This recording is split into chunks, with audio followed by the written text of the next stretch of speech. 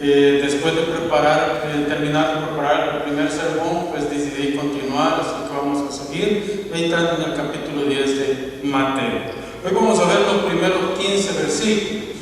Esos son los que vamos a tomar y vamos a ir resumiéndolo todos.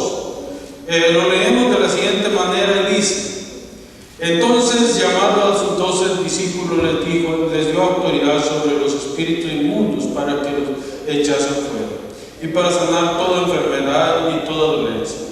Los nombres de los 12 apóstoles son estos: primero Simón, llamado Pedro, y Andrés su hermano, Jacobo hijo de Zebedeo y Juan su hermano, Felipe, Bartolomé, Tomás, Mateo el publicano, Jacobo hijo de Alfeo, Lebeo, por sobrenombre Tadeo, Simón el cananitas y Judas Iscariote, el que también le entregó. A estos 12 envió Jesús y les dio autorización diciendo: por camino de gentiles no vayáis, y en ciudades samaritanas no entréis, sino ir antes a las ovejas perdidas de la casa de Israel.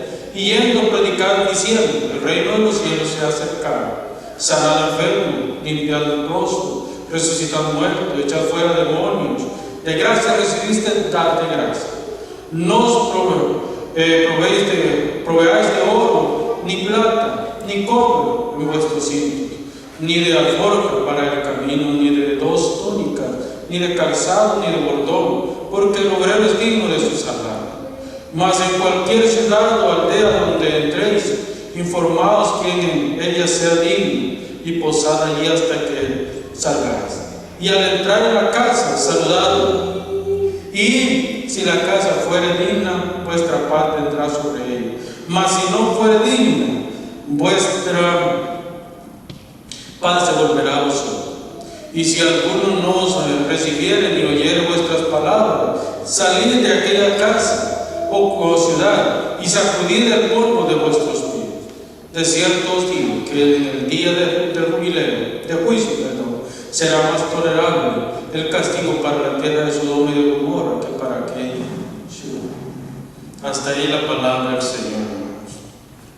La misión, hermanos, el Señor envía a los 12. Ya vimos los nombres. Esta es la cuarta vez, o la cuarta informe que se hacen de los nombres de los apóstoles. Ya en el capítulo 4, Mateo había hecho un informe, pero aquí es más detallado. A Simón no solamente le llama Simón, sino que le pone por nombre Pedro. Pedro era el nombre latino o greco, se le podría llamar, y el nombre Simón es el nombre judío. Y así pueden ver que asegura que Andrés es el hermano de Pedro. Andrés y Pedro eran pescadores, los dos trabajaban con su padre como pescadores y tenían 3 barcas. Eso hacía una pequeña empresa para esta época de pescadores. En fin, va dando los nombres con detalle, incluso algunos hasta con el apodo que les tenía en ese momento. Esto nos debe dar a nosotros la seguridad de que lo que Jesús está haciendo es serio y lo está enviando a una misión. Cristo le comentó a la iglesia también una misión. En la gran comisión nosotros encontramos que Cristo nos ha enviado a llevar el mensaje de salvación a los familiares, a los amigos, a los vecinos, a la ciudad entera, al país entero y después hasta el último, a la tierra. Entonces debemos de hacer ese trabajo porque esa es la misión que le ha dado la iglesia. Este es un llamado, hermanos, para toda la iglesia, no solamente para los pastores y los evangelistas. No, esto es un llamado para toda la iglesia. Lo primero que Jesús hace es llamarnos a su reino, pero después de que nos llama a su reino, nos llama a que llamemos a otros al arrepentimiento también. Si nosotros no hablamos, ¿qué dijo Jesús? Las piedras van a hablar. Si nosotros no hablamos de Cristo, ¿quién va a hablar entonces de Cristo? Bueno, Dios puede enviar a sus ángeles a predicar el evangelio, pero esa misión nos la ha dado a nosotros. Hermano, hace varios años ya, cuando apenas yo comenzaba mi ministerio. El Señor me llamó a su reino, pero también me llamó a la capacitación, a capacitarme para poder darle a la iglesia un alimento sólido. Yo fui llamado primero al evangelismo y fui a Nicaragua. Fue mi primer viaje misionero. En el año 2000 estuve en Nicaragua predicando 21 días de ministerio, y en esos 21 días 22 personas recibieron a Cristo mientras yo predicaba el evangelio en múltiples congregaciones. Fueron más o menos unos 22 iglesias que yo visité en ese viaje, y en 21 iglesias, perdón, que visité en ese viaje, y en cada una de las iglesias que iba se convertía 1 o 2 personas. Al final fueron 22 personas las que reporté que habían recibido a Cristo. Pero me topé con un pastor de una iglesia cristiana reformada de Managua. Curiosamente, ese pastor, después del servicio, me llamó a solas. Cenamos, platicamos y luego me llamó a solas. Y me dijo esta palabra que no se me olvida, y se la cito textual como él me dijo: hermano, yo veo que Dios te ha llamado y ha puesto un ministerio grande en tus manos, pero necesitas capacitarte. Tu conocimiento bíblico es bien limitado, y tú, cómo te desenvuelves en el púlpito es limitado. Necesitas capacitarse. Eso fue en el 2000. Yo tenía apenas como 6 meses de haber recibido al Señor. Ustedes saben que la iglesia pentecostal los lanzan al mar, y si puede nadar se salva, y si no se ahoga, pero nadie lo rescata a uno, ¿no? ¿Qué es lo que pasó? Llego a El Salvador de regreso, inmediatamente me inscribí en el Instituto Bíblico cuando Rosa se da cuenta que está embarazada. Yo tengo que salir de ella, porque dije: yo no quiero que mi hija nazca en El Salvador, quiero que nazca en Canadá. No solamente por el hecho de los papeles, sino por la atención para Rosa y la niña acá. En ese entonces los hospitales de El Salvador siguen siendo malos, pero en entonces eran peores todavía. En fin, yo le di a un hermano joven evangelista también mi inscripción en el instituto. Yo había pagado por el año completo. Le dije: hermano, te lo regalo. El siguiente año le pagué el instituto nuevamente. Le pagué el instituto por 2 años a este hermano. Este hermano empezó a fanfarronar que él no necesitaba prepararse, que no necesitaba ir al instituto para ser pastor. Se convirtió en pastor, pero nunca creció en el conocimiento de la palabra del Señor. En fin, esa es otra historia. Lo que yo quiero decir es que el llamado al reino del cielo es un paquete. Dios nos llama al reino, pero nos llama a la capacitación. Y después de llamarnos a la capacitación, nos envía. Esto es lo que estamos viendo en este pasaje. El Señor estuvo 3 años y medio con los discípulos. El Señor era la universidad caminando. La mejor universidad que pudieron ir a ellos era el Señor. Pero a los 6 meses, para esta fecha, cuando envía a los discípulos por primera vez, ellos tenían como 6 meses de haber sido llamados. ¿Habían estado en capacitaciones? Claro que sí. Los envía, podemos decir, como la primera obra práctica que tenían que ir a hacer. Pero fíjense bien, el verso 1 no puede pasarse por alto. El verso 1, ¿qué es lo que dice? Entonces, llamando a sus 12 discípulos, los llamó a los 12, el círculo íntimo, les dio autoridad sobre los espíritus inmundos. Autoridad. ¿La autoridad de quién llevaban los discípulos? La autoridad de Jesús llevaban los discípulos. ¿Qué era lo que Jesús vino a hacer según el capítulo 61 de Isaías? A liberar a los cautivos, a sanar a los enfermos, a dar vista a los ciegos y a resucitar a los muertos. Pues vean lo que la autoridad que les está dando a los discípulos. Es exactamente la misma autoridad que al Mesías se le había dado. La misma autoridad.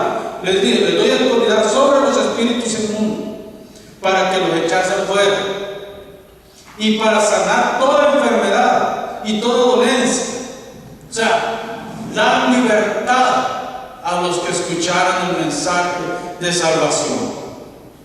Jesús los llama con esta intención, para que vayan y hagan la obra misionera. Hermanos, debemos recordar que Jesús se hizo de un círculo cercano. Eso lo vemos desde el verso 2 hasta el verso 4.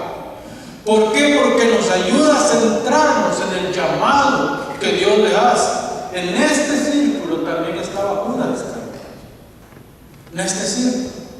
Judas había sido creado, nació como hombre. ¿Por qué? Con una sola razón: entregar al Señor y irse al infierno. Eso era todo lo que vino a hacer Judas en esta tierra. ¿Qué pasa con él? Judas es enviado con los 12 a esta misión. Esto nos sirve mucho, hermano, porque hay mucha gente que cree que por ser pastor se va a salvar.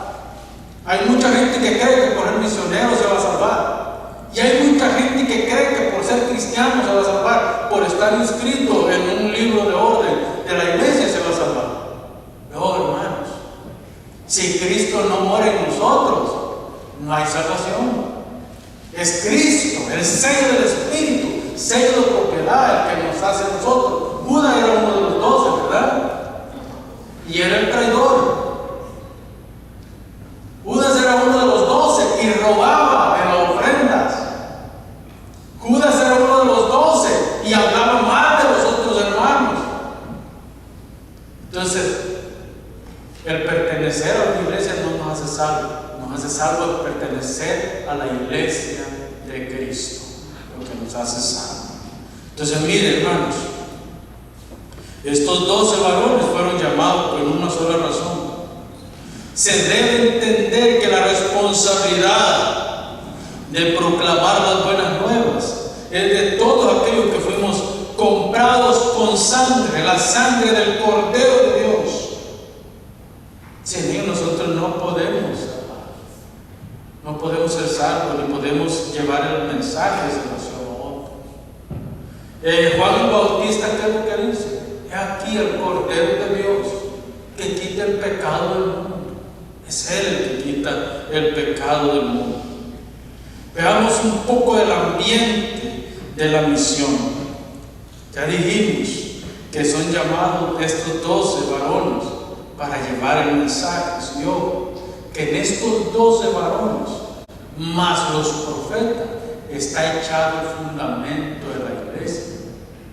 Según el capítulo 2, versos 10, del verso 11 hasta el 22 de Efesios, el fundamento está puesto en los apóstoles y profetas, cuya piedra angular es Cristo Jesús. La iglesia, el edificio, el templo, nosotros nos sostenemos en Cristo, pero el fundamento está echado. ¿Cuál es ese fundamento?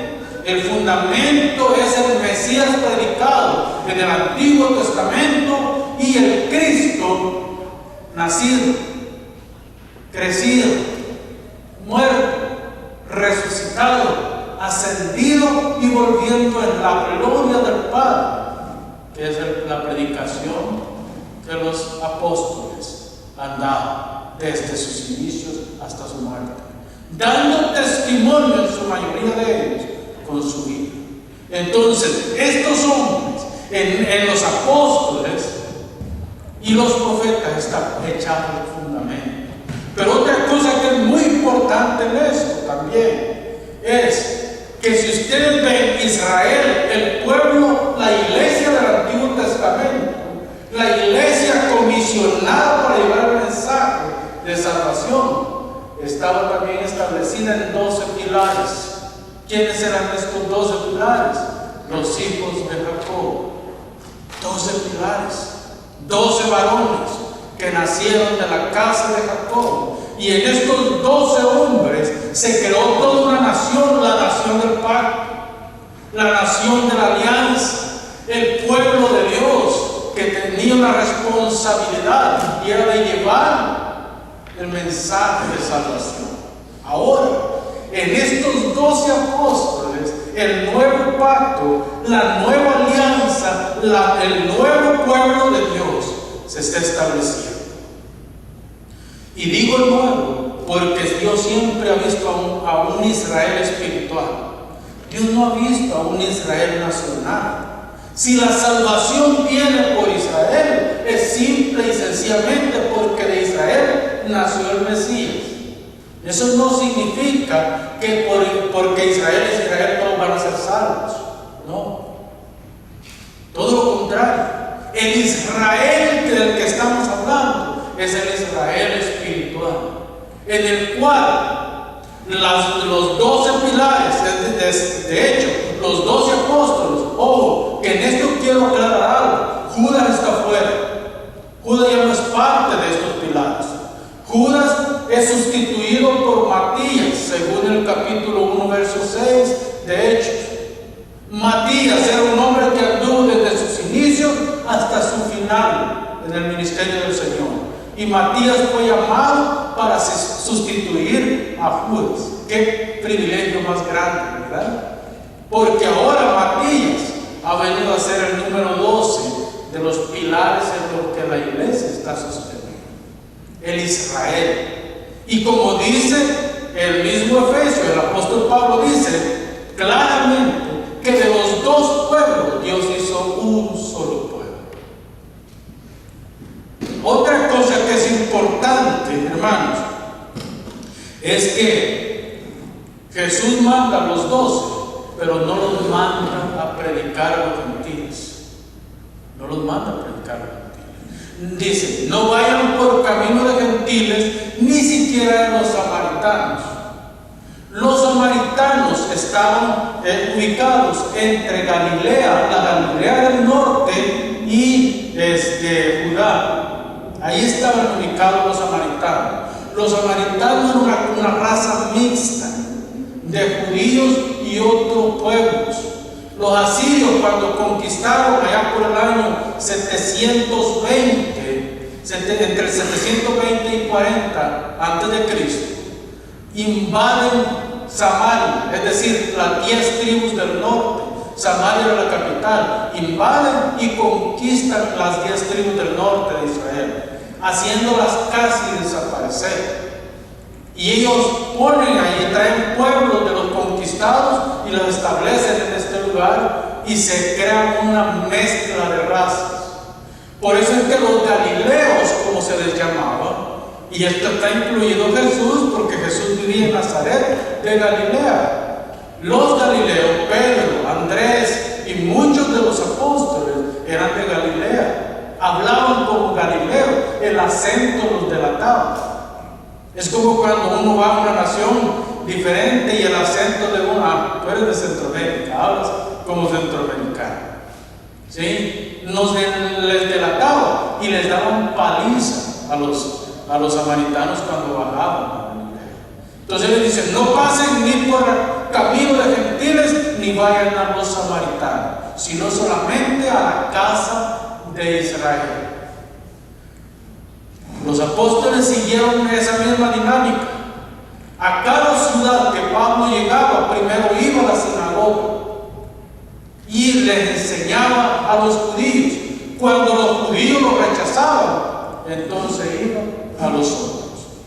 Ojo, hermano, que era necesario que los judíos rechazaran el mensaje de salvación. Era necesario. Para que de esta manera nosotros, el pueblo que no tenía esperanza, fuéramos alcanzados por la gracia de Dios. Y como lo explica el apóstol Pablo, desgaja la rama del olivo, la desgaja y en allí injerta la nueva rama silvestre. El pueblo de la alianza. Ahora, de dos pueblos ha hecho un solo pueblo. El Israel espiritual, que viene de los apóstoles. Son los apóstoles los que sientan las bases para que la iglesia nazca, incluido Pablo. Recuérdense que Pablo es 13º apóstol, según la Biblia y el llamado del Señor. Entonces debemos de ver muchas cosas en esto, hermanos, que son muy importantes. Vayan a la casa de Israel, ese fue el llamado. Ahora, ¿cuál era la prioridad? Los judíos son la prioridad. Vayan a la oveja de Israel, usted lo puede ver en el verso 6.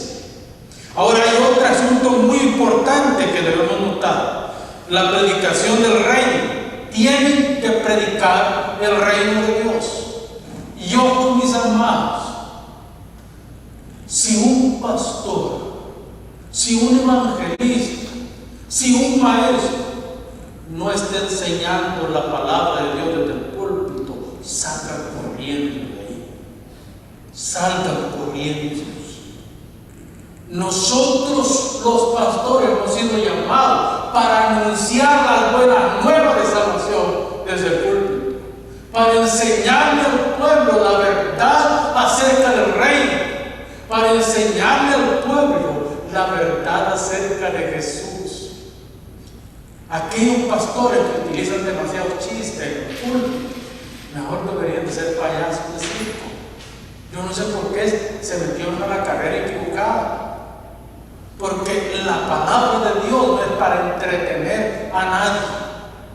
La palabra de Dios es para hacerle ver al hombre su necesidad de Cristo. Para hacerle ver al hombre la necesidad de salvación. Paul Washer dice algo que a mí por rato me hace reír y me hace recordarme lo inútil que soy.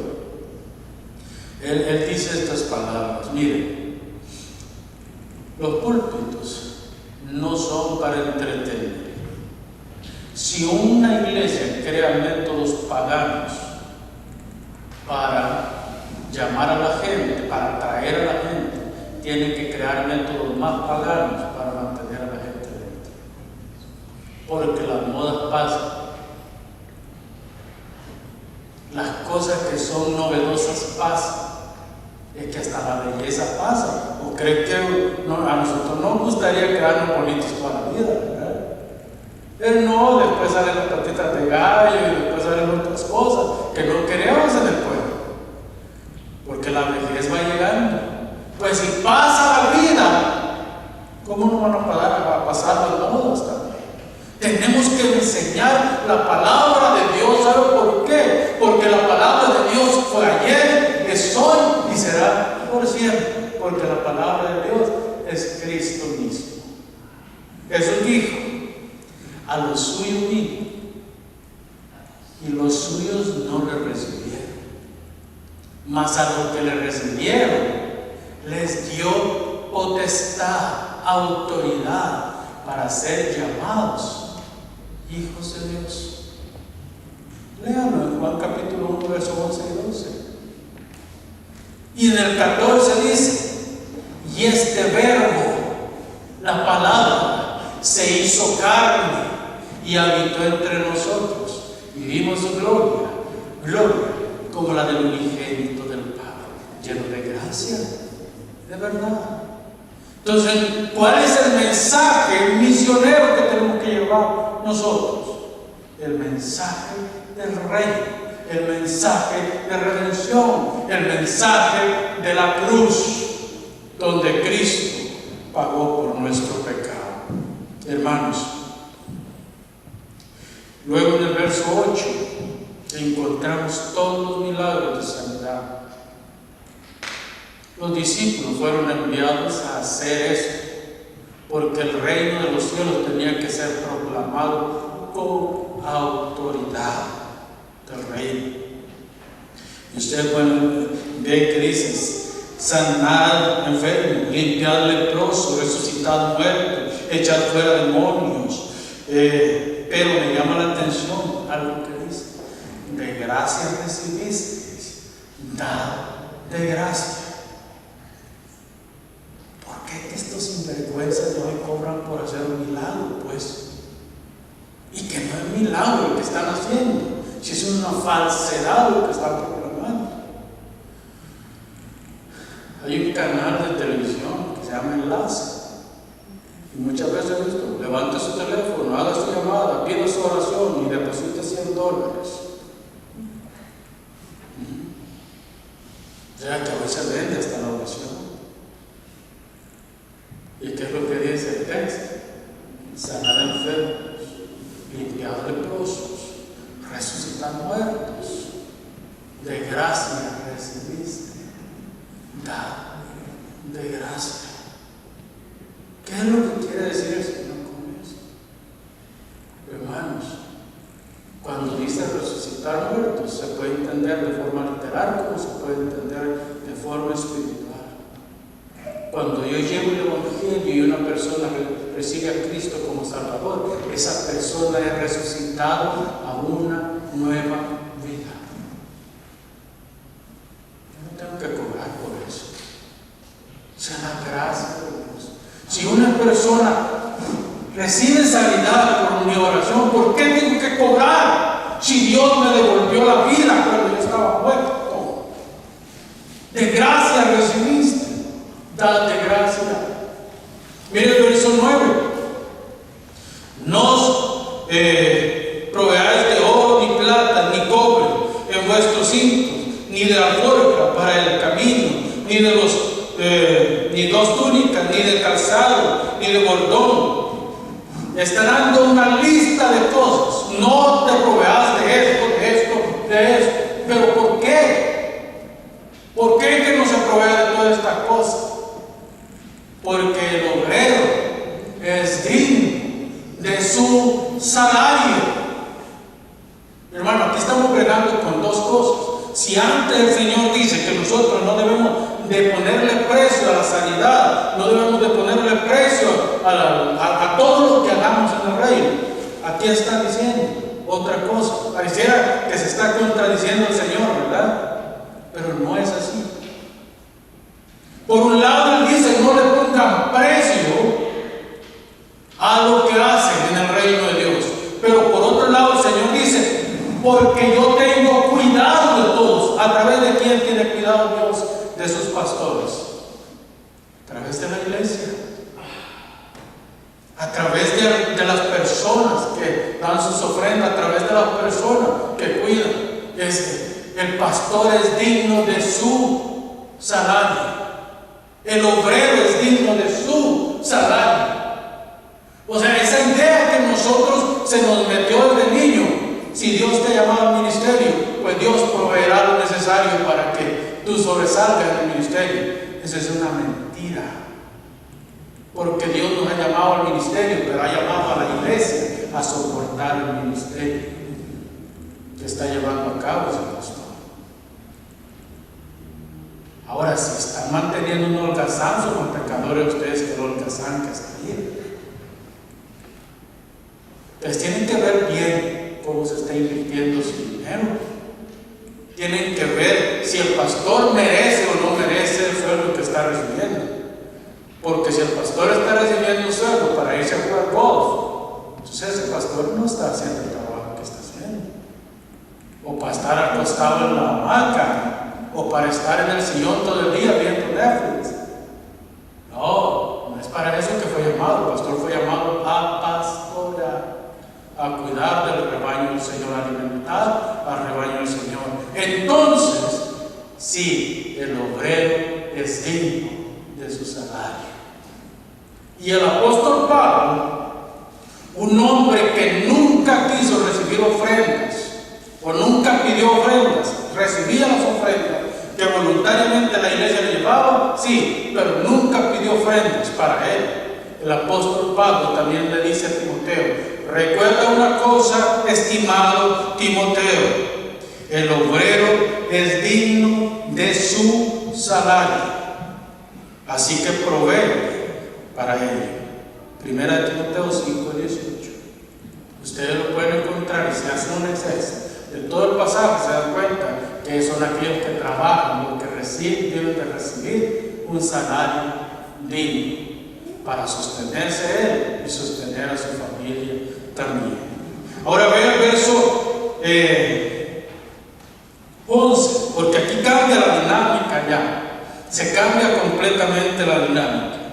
Ya pasa de lo que fueron enviados, la razón por lo que fueron enviados a otro asunto más importante. Mas cualquiera, dice, mas en cualquier ciudad o aldea donde entréis, informaos quién es en ella sea digno y posad allí hasta que salgáis. Fíjense bien, cuando un misionero llegaba a una ciudad, lo primero que hacía era investigar, ojo, que estos eran misioneros, predicadores itinerantes. Era gente que iba de ciudad en ciudad predicando el evangelio. En este caso, los 12 apóstoles eran misioneros itinerantes, predicadores itinerantes, que tenían que ir de ciudad en ciudad, desde Judá hasta el norte, cruzando todo Israel, predicando. Las ciudades y aldeas que le recibían a ellos, lo primero que tenían que hacer al llegar a la ciudad o a la aldea era preguntar qué familia era piadosa. Y ahí iban a posar a esa familia piadosa. Aquí no estamos hablando de cualquier cosa. ¿Por qué? Porque los judíos en la ley se les enseñaba ser hospitalarios. ¿Se recuerdan lo que vimos en Sodoma y Gomorra? Cómo Lot metió a los varones que desconoció, los metió a su casa porque dijo: esta ciudad es violenta, y van a matar, y van a violar, y van a hacer todo lo que quieren con estos varones. Yo los llevo a mi casa. Impuestos en su casa, Lot los defendió, incluso sobre la integridad de sus hijas y sobre la integridad física de él. Antes de que a estos hombres les pase algo, me tienen que matar a mí primero.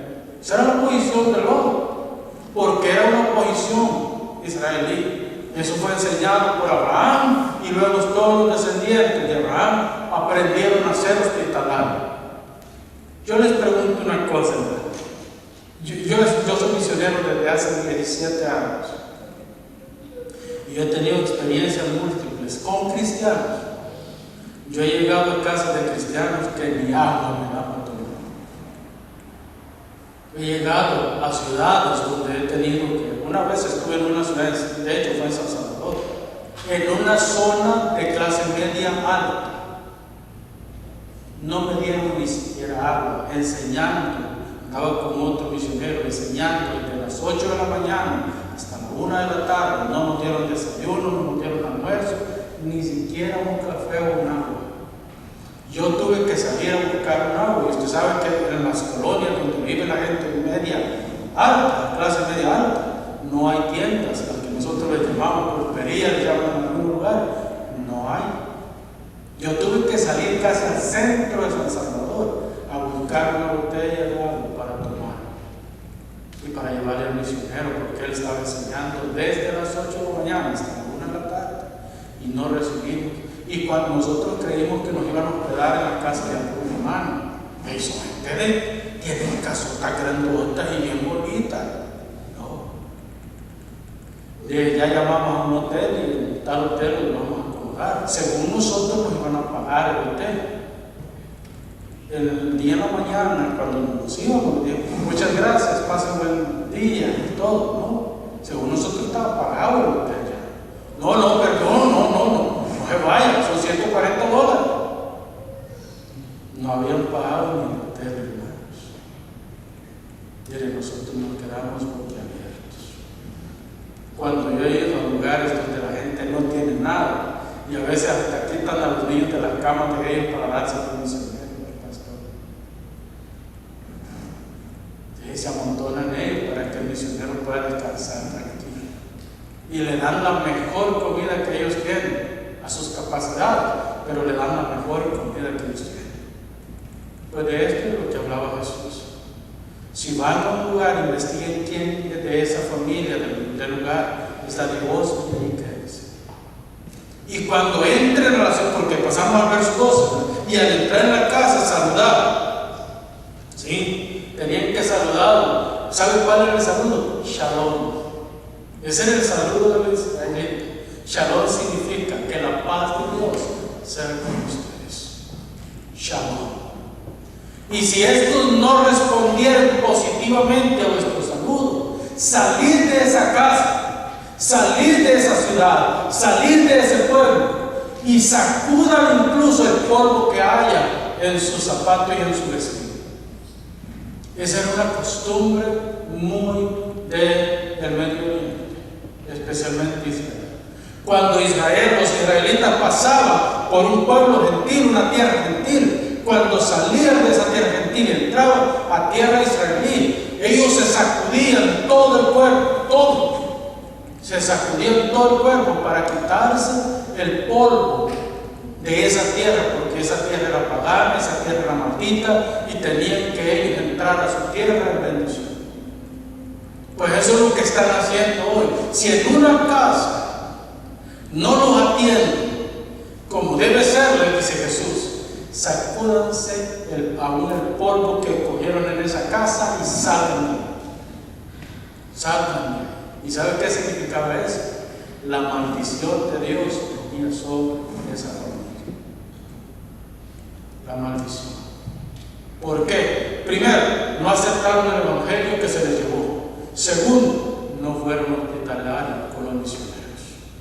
Hermanos, el 13. Y si la casa fuere digna, vuestra paz vendrá sobre ella. Mas si no fuere digna, vuestra paz se volverá a vosotros. Si yo le digo shalom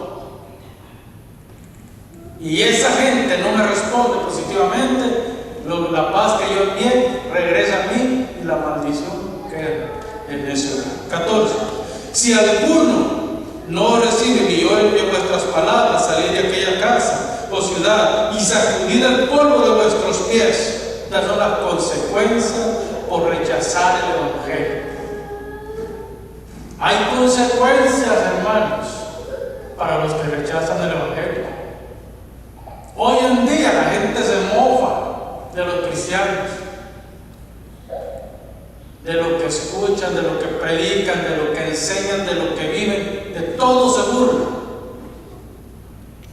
Pero que el día de Jesucristo, ahí se van a ver las verdes y las maduras. El 15. De cierto os digo que en el día del juicio será más tolerable el castigo para la tierra de Sodoma y Gomorra que para aquellas ciudades.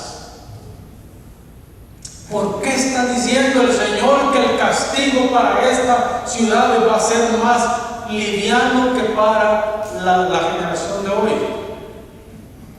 Sodoma y Gomorra, ¿quién le predicó? Nadie, ¿verdad? Tal vez uno de alguna manera les enseñó algunas cosas, pero eran solamente 2 hijas y un varón, y una mujer pagana también. Entonces, ¿qué tanto podía enseñar? Lot en la ciudad. Pero hoy el evangelio se predica por la radio, la televisión, por los púlpitos, por todos lados se está predicando el evangelio. Hoy nadie podrá decir que el reino de los cielos no se le ha anunciado. Y si Cristo es la bendición más grande para el ser humano, también Cristo puede ser la maldición más grande para el ser humano. Porque el que rechaza a Cristo rechaza la vida y se ha entregado a la muerte, se ha entregado al despotismo. Por eso es que esta generación no será inocente en el día del juicio. Esta gente de hoy no podrá decir, Señor, es que a mí nunca nadie me predicó, porque el evangelio ha sido predicado ya en todo el mundo. La Biblia ha sido traducida a más de 1000 idiomas. No hay etnia que diga, yo no tengo un ejemplar de la Biblia. No hay escapatoria, hermano. Jesús es claro de enviar a sus discípulos en una misión. Va con el evangelio del reino, va con las buenas nuevas de salvación. Y si ellos no escuchan las buenas nuevas de salvación, ni atienden a la obra que se da del evangelio, sacúdanse el polvo, salgan de esa ciudad y yo los destruiré en el día del juicio. ¿Verdad que es duro esto? Pero hay gracia en medio de todo esto, hermanos. Los que hemos recibido a Cristo, el sol de justicia se ha levantado en nuestros corazones y nosotros hoy somos hijos de Dios. Cristo nos ha dignificado. Hermanos, honestamente, ¿se sienten dignos hijos de Dios ustedes? Porque yo me siento digno hijo de Dios. Me siento muy contento por eso. Porque no solamente me dignifica el ser hijo de Dios en este mundo, sino que yo estoy completamente seguro que si mañana muero, yo voy a la presencia de mi Padre Celestial. ¿Qué más dignidad podemos tener que eso? ¿Se imagina usted? Porque hay gente que dice que nuestros familiares vienen al encuentro cuando nosotros morimos. Eso es una falda, un falso evangelio. ¿Sabe quién viene al encuentro de nosotros cuando nosotros morimos? Nuestro Señor Jesucristo. Él es el que viene. Buen siervo y fiel. En lo poco me fuiste fiel, sobre mucho te pondré. Entra en el reino de tu Señor. ¿Por qué creen que un cristiano se sonríe y se goza al morir? Porque yo me imagino que viaja a Jesucristo descendiendo a la cruz, a agarrarlo, tomarlo en la mano y meterlo al reino de los cielos. Le tengo que decir, su papá y su mamá no van a venir a encontrarlo. Su esposa o su esposo no van a venir a encontrarlo. Quien viene a encontrarlo en el día que usted muera es Jesucristo. Él es el que viene a encontrar y a meterlo en el reino de los cielos. ¿Qué más dicha queremos nosotros que es? Así que, hermanos, si en algún momento no se han sentido dignos, créanme que ustedes son más dignos de lo que piensan que son, porque en sus venas corre la sangre del Cordero de Dios que Dios unió con ustedes. Somos la familia de Dios.